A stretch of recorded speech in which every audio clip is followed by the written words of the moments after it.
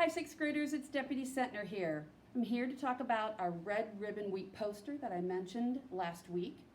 We have got some information that we want to give you so that you can do the best poster that you can. The challenge for you is going to be that you put it all together with a good drug-free message and an anti-bullying, either one message on that poster. And Mrs. Reese will have things posted on her Google Classroom. So she did put some messages together, together here. You can use one of them or come up with your own. Be creative.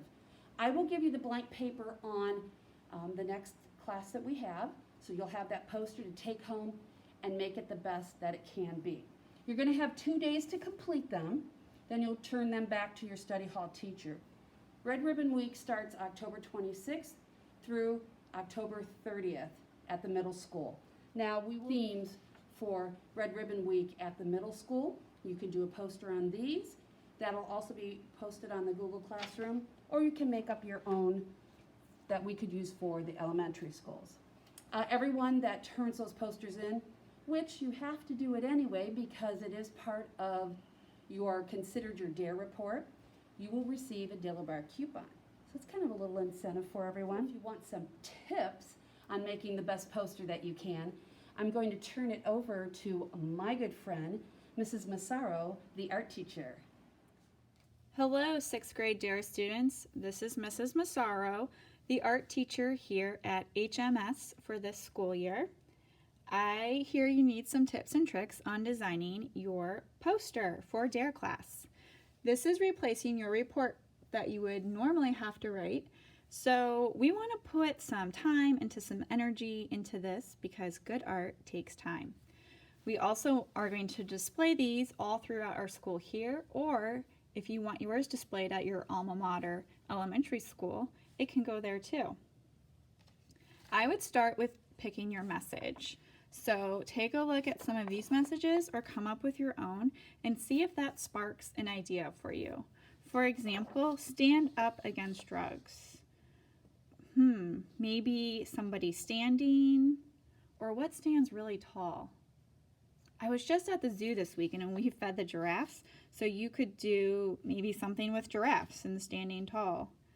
100% drug free. What first comes to mind is the 100% emoji. Any way you can incorporate that? Hugs, not drugs. I think of hearts and embracing. So come up with your idea and see if it can, or come up with your message, and then your message can help you come up with your idea for your design or the materials you'd use. I'm just going to use the words red ribbon, so you won't copy any of my ideas. You're also allowed to do one of these themes. So if one of these themes inspires an idea, go with it. You can use lots of different supplies at home, markers, crayons, construction paper. You can print out your words. Maybe you've got some glitter glue, watercolors. Get creative. The most important part of your poster is your message. So get it big. All right. It should be the emphasis, the focal point of your art. If you want to have some fun with your letters, with designing them, just make sure that they're easy to read. Red ribbon. Wouldn't it be neat if the word ribbon, I made it out of ribbons? So I could use my pencil here and maybe draw some ribbons.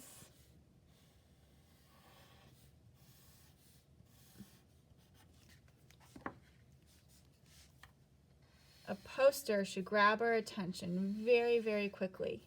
So you want everyone who's looking at this to be able to see your message and take something away from it right away. There we go. So I can make all my letters here look like ribbons. Now I have all this empty space up here that I'm going to put something.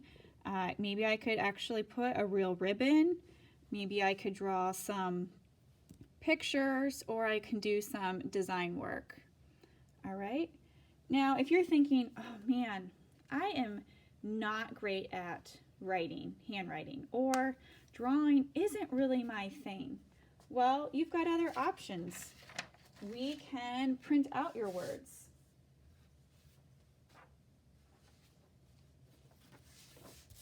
So, get to a printer, get on the computer, get your font nice and big. I think this is 100 font.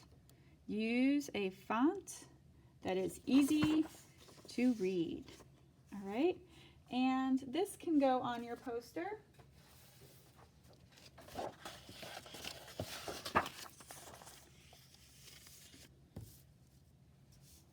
All right, I'm done. No, not yet.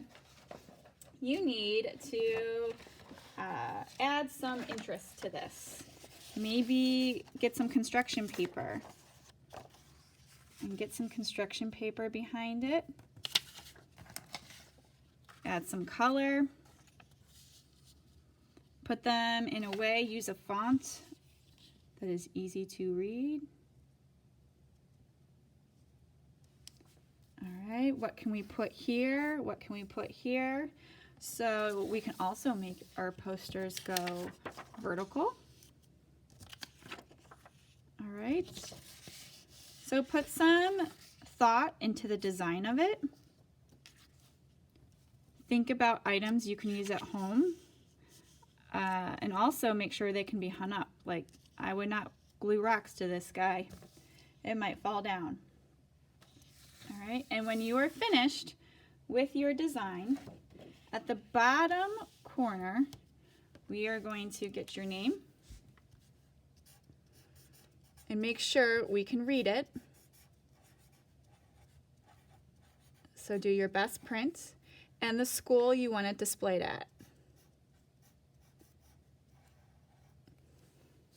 All right, you can even have fun with this guy and make a little box for him to live in.